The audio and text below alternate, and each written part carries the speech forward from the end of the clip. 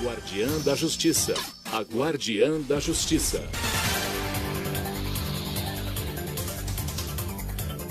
Boa tarde, querido ouvinte da rádio A Guardiã da Notícia, música e informação na palma da sua mão. Eu sou Bruno Senati, eu estou recebendo aqui nos estúdios da Guardiã o Dr. Wendel Bernardes, comissário, ele que é advogado pós-graduado em Direito Eleitoral pela Escola Judicial do Estado de São Paulo, pelo TRE. Boa tarde, doutor. Boa tarde, Bruno. Mais uma vez é um prazer estar aqui na rádio. Acompanho diariamente os trabalhos da Guardiã da Notícia e hoje vim aqui para poder esclarecer algumas dúvidas dos eleitores, dos possíveis pré-candidatos. Então, fico à disposição aqui. Muito obrigado, doutor. Nosso tema de hoje é condições de elegibilidade e de inegibilidade. Então, doutor, vamos começar. Quais são as condições que uma pessoa pode se candidatar? O que ela precisa ter, o que ela precisa fazer para se candidatar, para ser candidata a um cargo público? Então, primeira coisa, a pessoa precisa ter idade mínima que a lei eleitoral estabelece. No nosso caso, esse ano, nós temos dois tipos de candidatura: candidatura a vereador e candidatura a prefeito.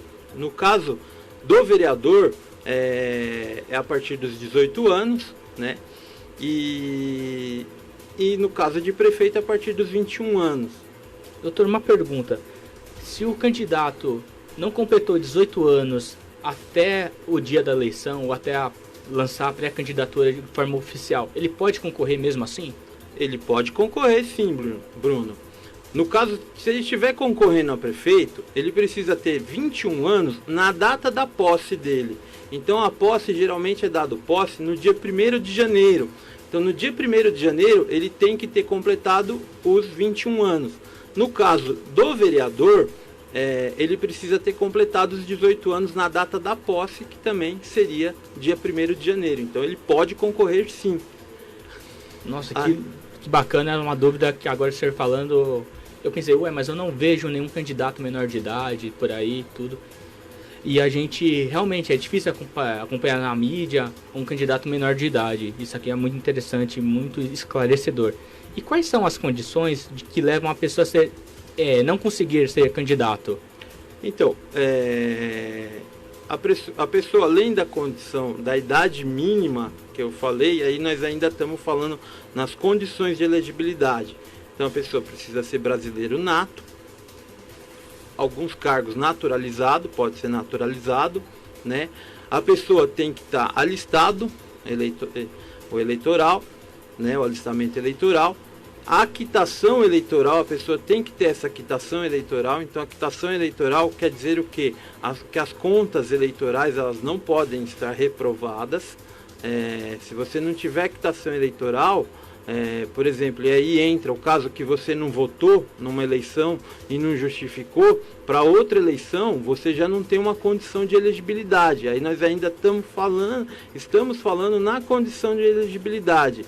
E os direitos políticos, porque os direitos políticos, eles são o quê? É aquele direito seu de votar e ser votado.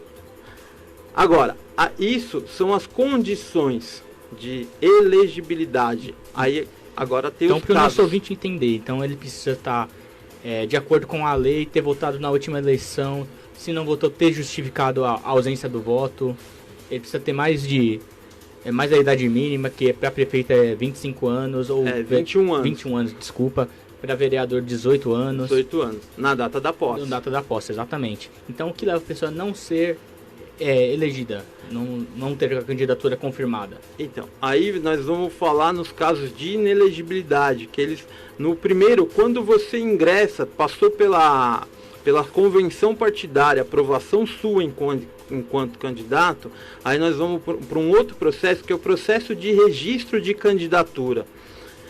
É dado a entrada... O que é esse processo? Só para a gente ter ideia. Então, nesse processo de registro de candidatura, eles vão pedir as certidões de quitação eleitoral, as certidões criminais, para ver se a pessoa respondeu a algum crime. E nesse momento,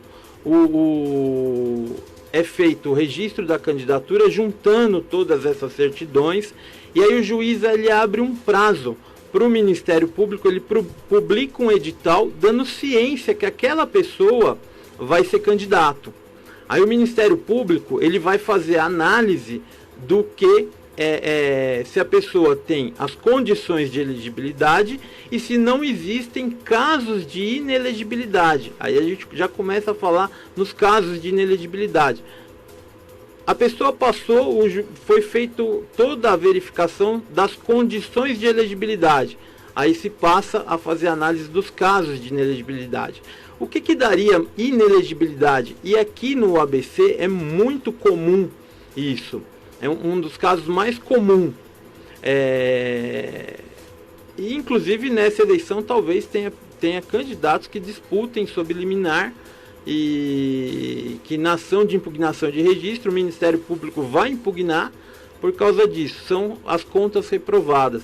A pessoa foi um gestor num órgão público, ou a pessoa foi prefeito, ou até presidente da Câmara, e teve as suas contas reprovadas pelo Tribunal de Contas do Estado de São Paulo, né? Então a lei de inelegibilidade, ela fala que da decisão de um órgão colegiado, a partir dessa decisão, que reconheceu o dano e o dolo ao erário público, a pessoa pode se tornar inelegível, né? Então tudo isso também só se dá após o trânsito em julgado das decisões. E a própria lei, ela já coloca uma ressalva, ela já faz uma ressalva do que? Salvo se a pessoa não conseguir uma liminar para poder disputar. Ou a conta, por exemplo, rejeição de contas. A pessoa ingressa na vara da Fazenda Pública, consegue uma liminar e suspende a inelegibilidade. Aí, então eles fazem todas essas aferições. Nessas aferições, Bruno, também é feita a questão se a pessoa é condenada criminalmente. Então, tudo isso são causas de inelegibilidade. Tá, muito obrigado, doutor. Então, quer dizer que tem casos famosos aqui na região do ABC, mas em outros lugares do estado também que o senhor pode lembrar que já aconteceu, que uma pessoa não pôde concorrer, estava tudo certo para ela ser candidata para um cargo público e não pôde de última hora, ou ela teve que impugnar para ser candidata? Teve casos, eu só não vou citar o nome dos políticos aqui para não exporem eles. Por exemplo, nas últimas eleições, para deputado estadual, nós tivemos casos aqui na região que a pessoa estava com as contas reprovadas pelo Ministério Público, pelo Tribunal de Contas do Estado de São Paulo. Aí, essa pessoa acabou ingressando com a ação e não conseguiu a liminar para poder disputar.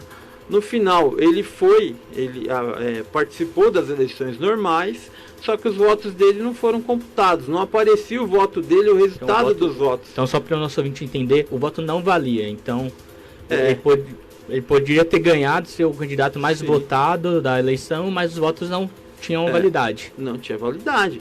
Inclusive, isso acabou gerando até um impacto para quê? Quando a gente faz a conta do coeficiente eleitoral. Então, coeficiente eleitoral? O coeficiente eleitoral é a soma de votos do que a legenda do partido, que o partido teve dos candidatos. Então, por exemplo, uma quantidade de votos faz um candidato. A soma dos demais votos pode fazer o segundo ou terceiro candidato eleito, né? Então, o candidato mais votado ele pode puxar o segundo candidato mais votado. Pode puxar não iria, em tese, eleito. Quando não se computa esses votos, por exemplo, eu tive 100 mil votos, só que eu estou num dos casos de inelegibilidade, não consegui eliminar, o que acontece? Esses votos meus não vão ser computados na chapa do meu partido. E às vezes o cômputo desses votos, mesmo que eu não conseguisse ganhar, mas esses votos, se fossem computados, ele poderia eleger um segundo candidato, ou um segundo ou um terceiro. Digamos que eu fosse o quarto mais votado do partido. E considerando esses votos meus, eles poderiam subir o segundo e o terceiro. Nossa, que legal. Então tem esse problema da causa de inelegibilidade. são coisas diferentes, as condições e as causas, né? Hoje todo mundo, quando fala acha que é só a pessoa está inelegível. Não, tem muitas pessoas que não passam pelo primeiro crivo, que é as condições de elegibilidade. Então existe uma diferença, até foi pedido pela Gabi para vir falar um pouquinho dessas diferenças para o pessoal entender. As condições de elegibilidade está no artigo 14 da Constituição Federal, ela que fala nas condições.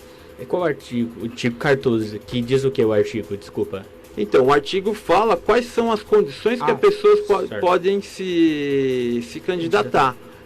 Quais são as condições que ela tem que ter para poder ser candidato. Certo, legal. Então a gente está aqui com o Dr. Wendel, que está sanando muitas dúvidas a respeito de inelegibilidade e da elegibilidade para você que pensa um dia entrar na política, trabalhar com política. Então, mais uma vez, nós somos a Rádio Aguardiano. Notícia, música e informação na palma da sua mão. Doutor, você falou que já aconteceu isso várias vezes. Então, um candidato ele pode ganhar a eleição e o processo está correndo ainda na justiça?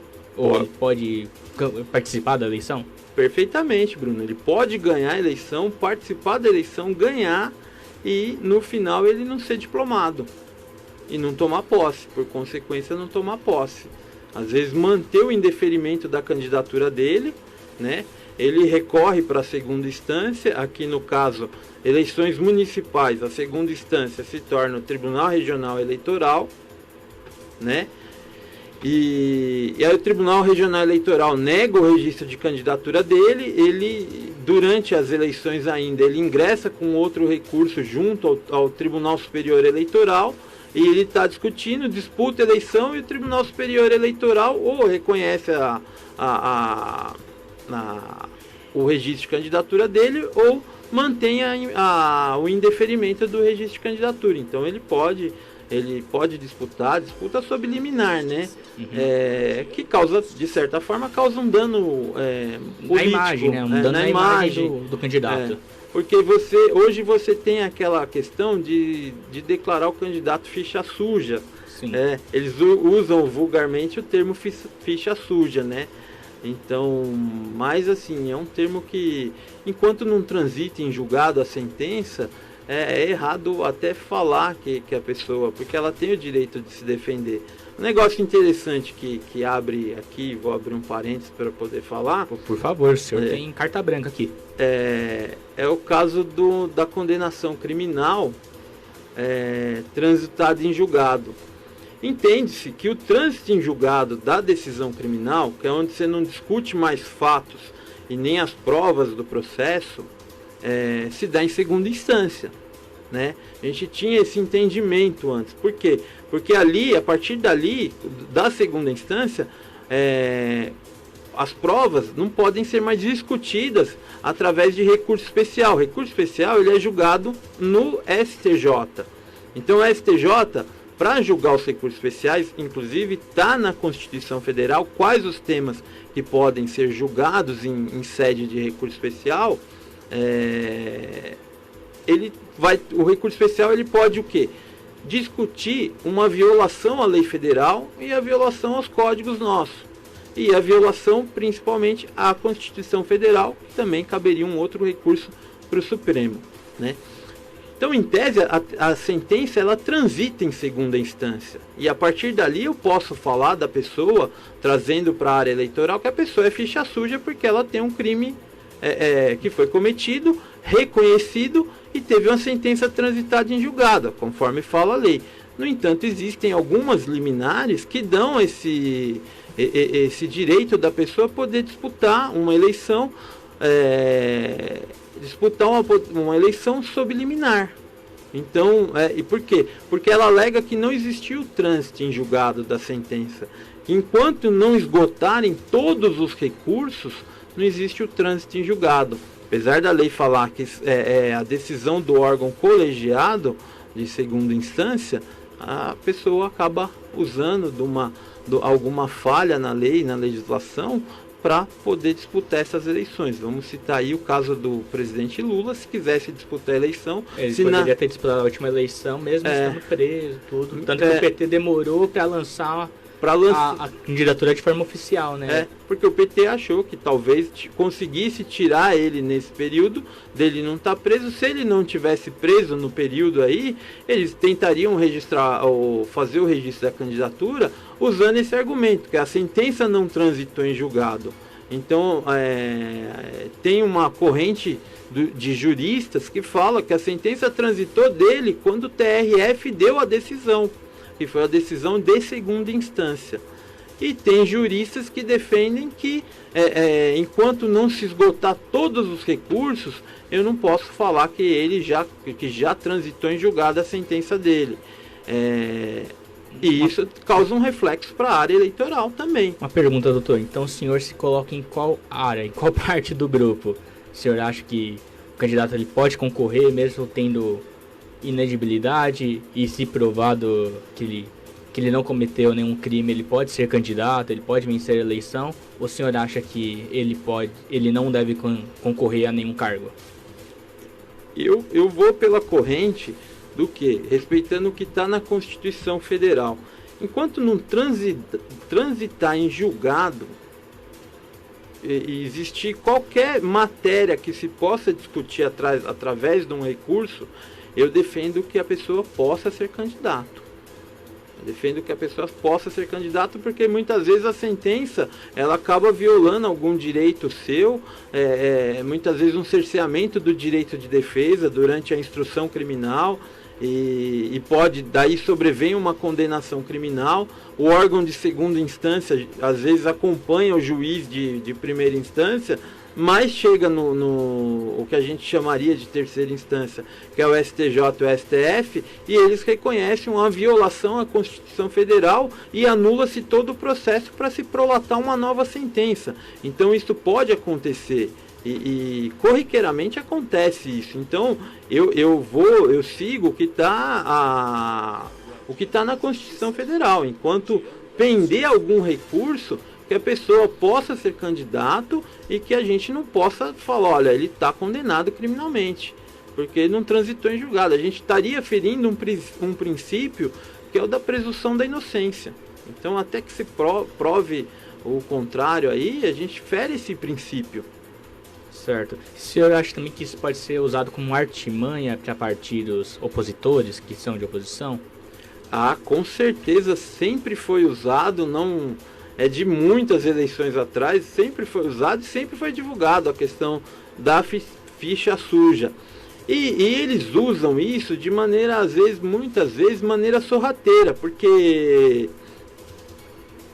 usam com viés para prejudicar o outro candidato, porque o outro candidato ele está concorrendo, mesmo que ainda ele esteja respondendo ao processo. Então o que acontece? Ele ainda tem o direito dele de responder esse processo, quer seja o processo criminal, e o direito dele da presunção de inocência ainda existe, ele não pode ser suprimido. Agora, os partidos políticos adversários, os adversários geralmente eles usam isso daí e causam muito prejuízo aos candidatos.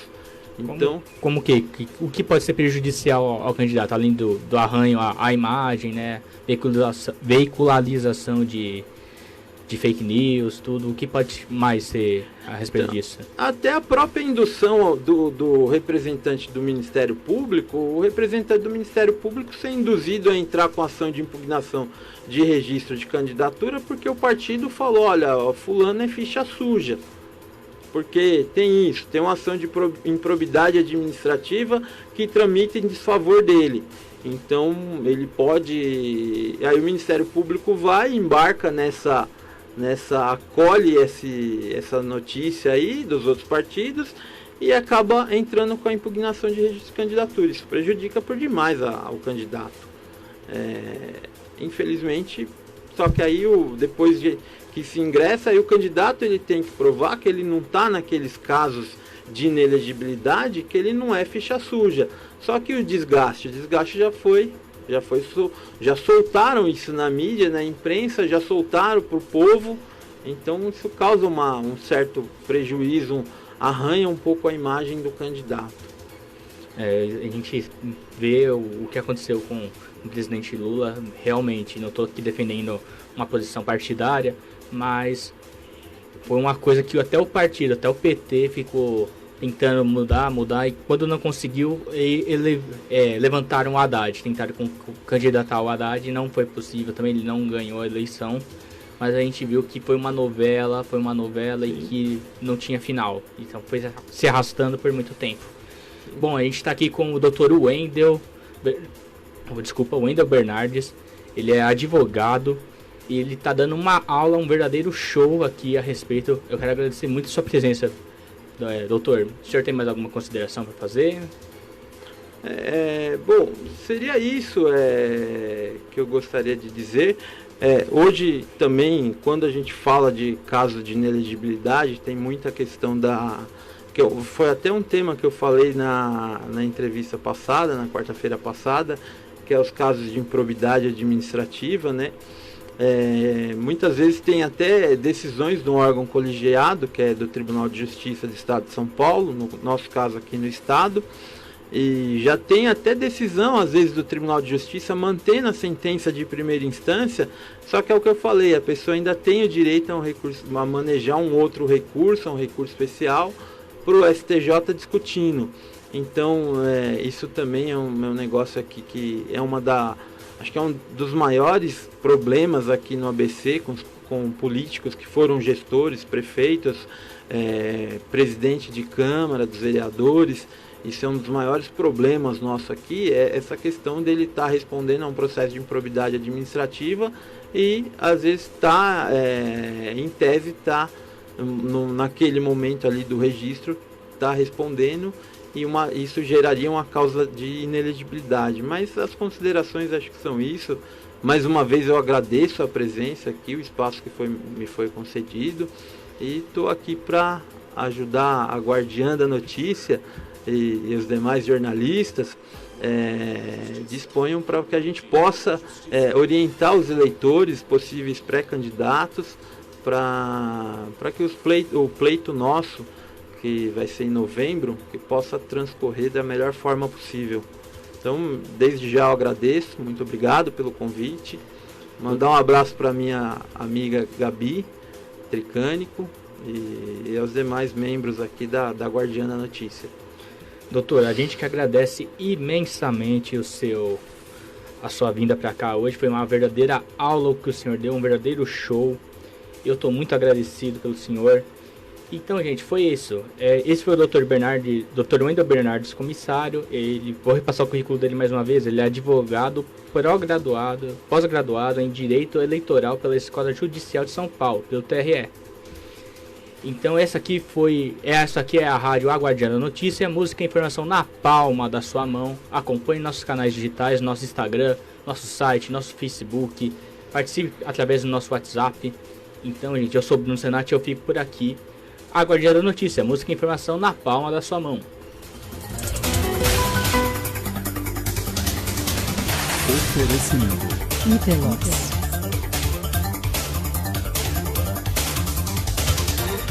Você ouviu a Guardiã da Justiça.